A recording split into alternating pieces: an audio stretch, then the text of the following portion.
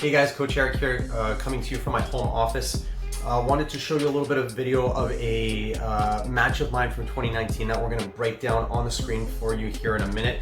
We're going to draw on the screen and show you some key aspects that are happening in one particular transition, because I think it'll help out a lot of people at home who are looking to maybe work on their guard retention a little bit. I'm really excited about this because this is something that I want to do for your matches as well. So if you're a competitor and you want some match review, confidential or posted for the public, either way is fine.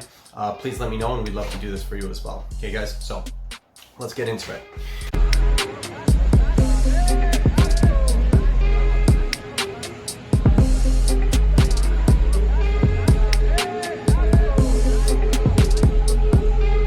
So there's a few things that I put in place here to prevent the leg drag, and it's really important because this is actually a very short clip. It's only 3 seconds, but these 3 seconds can make the make or break a match. So here's what we're going to do. We're going to slow it down. We'll play it through. You'll see that Gustavo is able to drag my leg across the hip.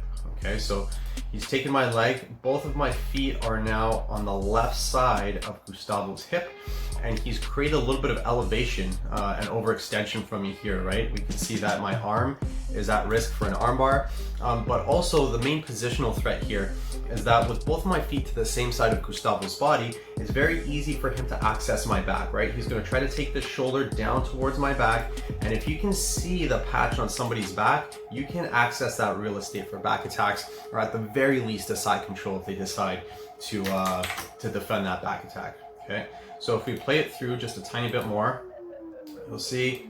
Okay, so very important, as I start to pummel over top, okay, we're gonna pause here. There are 2 frames in place that I'm using here in particular, and they both serve a very specific purpose and a very important purpose. So frame number 1 is the most obvious one, and that's my left arm coming up here as a straight post against his shoulder. Gustavo, again, his goal is to get both of my feet to the same side of my body and then close the distance by dropping his shoulder down in this direction and take away that space for me. Okay, so my first frame prevents him from doing that. Now my second frame is a little bit trickier, and what my second frame is doing is it's specifically preventing my hips from getting killed to the side. Okay, so the first frame that I'm using is preventing the closing of the distance. The second frame that I'm using is allowing me to square up my hips and pummel my feet back in that much easier. If we go back to the tape, that second frame is right here. Okay, it's very hard to see because it's kind of behind my body, but my forearm is vertical, my elbow is braced against the ground here, and my right hand is C-gripping underneath my leg. And this way, I don't have to use my hand to push up. By anchoring my elbow down on the ground, I use very little energy, but it allows me to keep my hips square. And as long as I can keep my hips square, I can shoulder walk my way back and get my guard back. So if I clear this all off the screen and we go back, you'll notice right here, I pummel that outside foot back in, okay? Right here.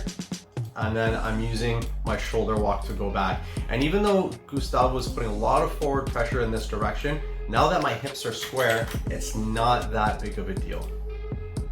If I continue, now we're squared up, I get my grips in return, and then I can start launching my counteroffensive. Okay.